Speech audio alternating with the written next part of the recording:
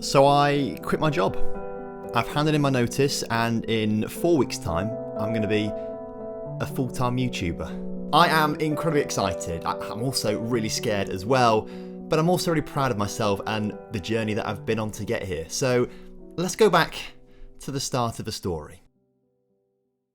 Hello, and welcome to a brand new Football Manager series.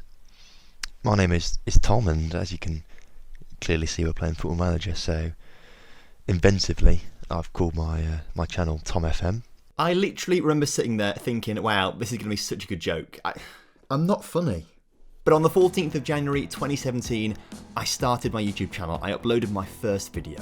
I'd stumbled on other people making Football Manager content purely by accident, really. I've been playing this game since I was 6 years old when I started playing CM0304, and I'd never known there was a world out there of YouTube content for it. But I stumbled across it and found it really entertaining. But I thought I could be more entertaining. I thought I could maybe do it better than some people that were already making content. So I bought myself a crappy little headset from Amazon. I downloaded OBS to record my footage. I got some free editing software called Shotcut. I looked at thumbnails and how to make them on Canva.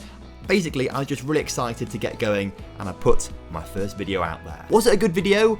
No, of course not. Did it get many views? Not at all. But was I having fun? Yes. And was I learning new skills? Yes. And was I developing myself? Yes. And because of that, I just kept making videos. I was making more and more videos and enjoying myself more and more, and a few people from the FM community started to watch my videos. People like Jamie Taylor, like Just Mike Plays, and Northman all got involved pretty early doors and were saying, Tom, you're doing great work, keep it up. In fact, Northman even asked me to do a podcast with him, and at the time when I was on less than 100 subscribers and he had about 700 or 800, I thought this was amazing. I hit the jackpot. But whilst I was enjoying making content in the online world, in the real life world, or the world outside of YouTube, I was really self-conscious about making videos, and I kept it a big secret. Basically, I didn't want to give anyone any ammunition to make fun of me for what I was doing, and I think to maybe understand that, you've got to try and get in that sort of thought space, headspace, thought zone that I was in back then. Essentially, I was 19 years old when I made my channel, and when you're 19 years old, you just assume that everyone is incredibly interested in what you do, every single aspect of what you do. You think everyone's going to take a big interest in it and make a big judgment about you. The reality that I've spent years learning is that really no one cares at all. But at that point in time, I thought it would be the end of the world if people knew about it. It's one thing creating videos for 1 million subscribers, but if you're creating videos for 20 subscribers, no one's going to take you seriously, and I really wanted people to take me seriously. So at the time for me, it was just easier not to tell anyone, although someone did have to know. I had to tell my girlfriend at the time what I was doing, essentially. That was taking hours away from her. But I mean, fair play to her, she was actually really supportive of it, even though I was literally making videos for 10, 20, 30 viewers, like not many people at all. She was really supportive, and I think if she hadn't been supportive, then I would have just stopped making content then and there, and we wouldn't be in the situation that we find ourselves in now. So thank you to her. Although she did go and tell my uni mates about it, which I wasn't too pleased about, but actually it was probably for my own good. I actually remember it clear as day. I don't know why I'm laughing about it. It's not that funny, to be fair. Basically, I was recording a podcast with the Northman at the time, and she was at the house, but my uni friends arrived home from wherever they'd been, essentially. And they got back and they were like, oh, who's Tom talking to? And she was kind of stuck between a rock and a hard place of obviously knowing that I didn't want people to know about it, but also knowing that really it's no big deal and really people should just know about it. So she told them I was recording a podcast. Once I finished it, I went downstairs, they were all in the lounge, and they asked me about it. And I remember sort of freezing a little bit, not quite knowing what to say. I was a bit overwhelmed by it because it was not a question I was expecting. It wasn't something I'd planned for, like telling people. Like, I made it such a big deal in my head, and that probably wasn't great for the next thing that happened, because I told them about it, obviously, and then I said, oh, I've got to go and do something in my room quickly. And I remember going up to my room, and I remember lying on the bed, and I remember just crying into the pillow. Like, it was such a weird emotional reaction, whether I was upset that they knew or was I relieved that they knew. I still don't quite know, to be fair, but I remember it clear as day. It was clearly something that affected me like it's a traumatic experience. It's just something that stuck with me. Like, I can remember it clear as day, like it frame by frame in a video or something like that. Obviously, my friends were really supportive, as if they weren't going to be anything other than that. I don't know why they would not be supportive. Like, I just assumed they weren't going to be. But they were obviously very supportive. And that gave me a bit more confidence. They found out by accident, essentially. But it gave me a bit of confidence to tell literally my home friends. You got uni friends and your home friends, and it gave me the confidence to tell my home friends about it. In fact, in making of this video, we went back and tried to find some messages, and they're quite funny messages, to be fair. Honestly, my friend is like really gassed up about it, saying the thumbnails are great. These are not great thumbnails at all in the slightest. These were absolutely terrible, but he seemed to love it. And my other friend seemed to think it was a better hobby than his hobby. And I don't know, it's 50-50 on that, I think, really. So I carried on making videos. I did Let's Plays of Southampton, Red Star Belgrade, Minnesota United in the MLS when they were a new expansion team. And I was having an awful lot of fun with it. But then I decided to try something a little bit different. I tried to do an experiment. Hello and welcome to a Football Manager 2017 experiment, the first of many that are going to be coming up on the channel soon. And this time we're going to be looking at what happens if a billionaire came to Serbia. The first experiment I did actually was a billionaire experiment where I gave a country £1 billion in the top flight to give to their teams to try and see if they could get to a Champions League victory with this £1 billion. And it went down pretty well, to be fair, because my Let's Play videos were getting maybe a few hundred views each episode at this point. But these videos, wow, well, they were getting a few thousand episodes. They were getting a few thousand views per episode. And because they were doing so well, I did more and more and more of them. And obviously I've been making content virtually every single day for the whole of 2017, right up to the start of the FM 2018 launch. And I was ready for it. The beta went well and the initial launch of the game went pretty well. And then on the 26th of November 2017, I released What If a Billionaire Invested in Wales? And the video completely flopped. Massively flopped. It was really, really bad until the 7th of December, when suddenly it just started racking up views, more and more and more views. By the end of December, it was on 30,000 views, the most viewed video on my channel by a long way. And at the same time, I've started off with the Lincoln Loco 1, the original Lincoln Loco series at that time as well. And that was the first series that really took me into like the thousands of people watching those videos every single day as opposed to hundreds. Like, it was a really good time for my channel. And to illustrate that point, from the day of my channel's inception, the 14th of January 2017, right up to the final day of November in 2017, I gained 681 subscribers and made £47 from ad revenue. In December alone in 2017, I gained 1,800 subscribers and made £152 from ad revenue. That Christmas, I was actually working in John Lewis, like on a temporary Christmas contract in Nottingham, and I remember sitting in the staff room at lunchtime, refreshing the YouTube studio app on my phone, waiting for it to tick over to 1,000 subscribers. I was so excited, and I remember actually finishing my shift and getting to the nearest shop afterwards, buying myself a bottle of Prosecco, not champagne. I wasn't balling that much, and got myself a bottle of Prosecco, took it home to open and celebrate. And so the momentum that we built up in December of 2017, it sort of carried on into 2018. I really enjoyed making content in 2018. I gained another 5,000 subscribers that year and got my first ever 100,000 viewed video, the Billionaire Experiment in Andorra.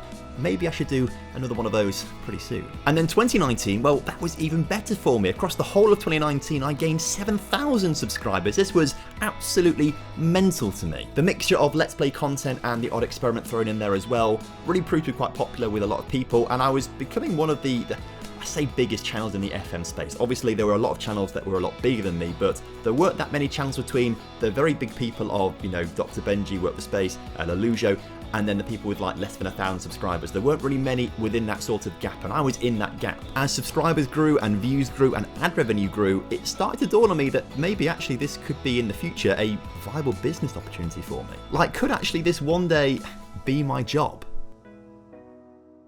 From this evening, I must give the British people a very simple instruction. You must stay at home.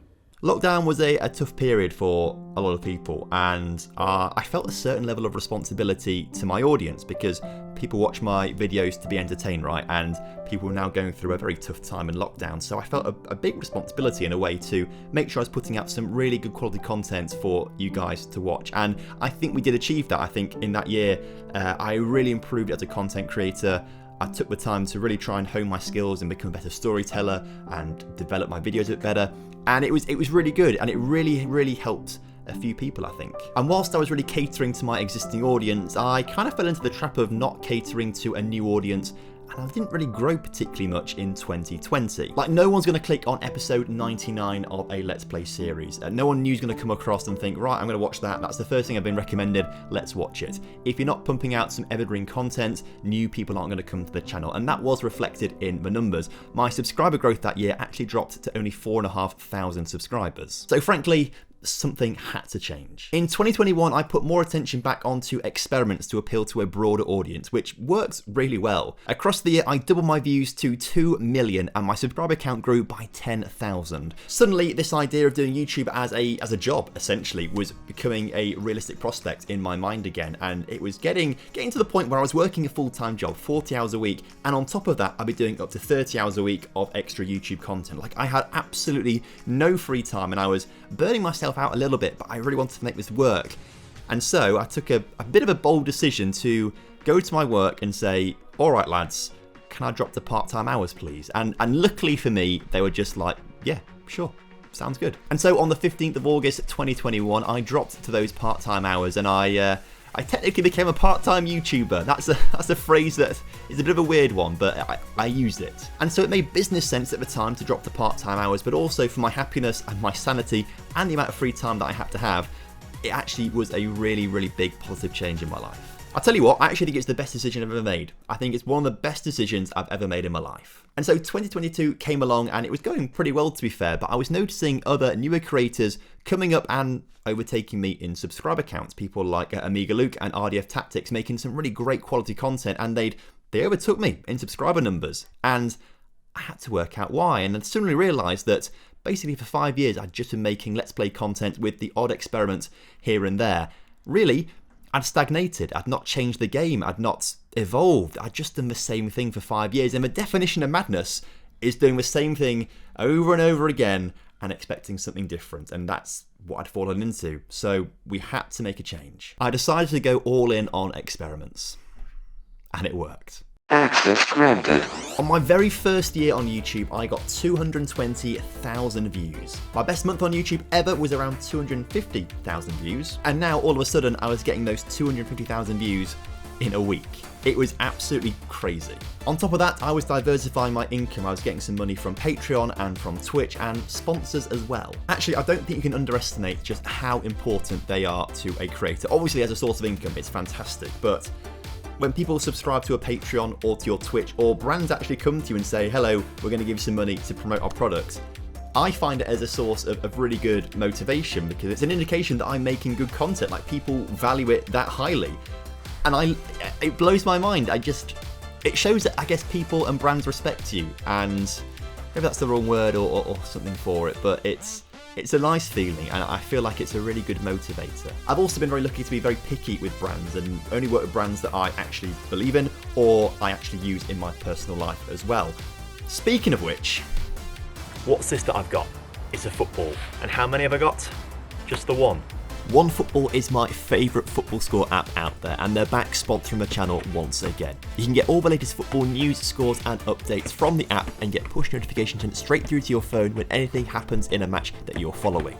They've also recently got some new modes where you can stream matches on the app and watch video highlights of games from around the world, which is really cool. I'm going to really enjoy watching some of the Austrian Bundesliga games this season. So go and download the OneFootball app for absolutely free from the top line of the description, and doing so really helps me and the channel out. It's a good job they're not called 2Football, right? That would be very difficult. The point is, with a diversified income, FM23 on the way, the channel on the up, it felt like the right time to go to my work and say, I'd like to have my notice in, please. And so in mid-August, 367 days after I went part-time as a YouTuber, I'm going to be a full-time YouTuber. It's not real. It does not feel real at all. I'd be lying to you if I said I never thought it would be possible, because when I started making content, there were full-time FM YouTubers, so I knew it was possible. The difference was I had no idea if I would actually be able to do it myself. I mean, I always had the self-belief that I could do it, but also thousands of people have a self-belief that they can go on to win the X Factor, and some of them are terrible, really, really bad. But it's not just the self-belief I have in myself or the hard work that I've put in that's got me here. it's you guys as well. It's your belief. It's you guys, really. Without you guys watching my content, subscribing to me, and thinking my content's good enough, so good that you want to actually press that subscribe button to watch more of it in the future. Like that's. I don't know how you can explain that to someone who doesn't really make content, because it just feels like a bit of a matter-of-fact statement, right? I don't know, but for me as a creator, it's like a handshake from every single one of you that's like, yeah, that was good. I want to watch more of that. Keep it up. Like it's like a pat on the back. I don't know. It's just nice. So what does all this mean going forwards? Well, essentially it should be meaning more and better quality videos for you guys to enjoy. That's what I'm really excited about. But there are a few things down the pipeline as well. Obviously, I'm going to have a lot more time to be on Twitch, doing some live streams on Twitch. I really enjoyed doing those in the past few weeks, and obviously once I leave the job, they'll be a lot more frequent as well. So make sure you go and follow me on Twitch, link down in the description. In fact, I'll leave all my social media links down in the description as well, so you can keep up with me on Twitter, Instagram, Discord, all the good stuff. There's also some other projects and avenues that I want to explore as well. A lot of you guys will know I'm a big F1 fan, and for the longest time I've been saying I'm going to make some F1 content, whether it's podcasts or videos and stuff like that. But there is solid plans for a F1 YouTube channel to be starting soon.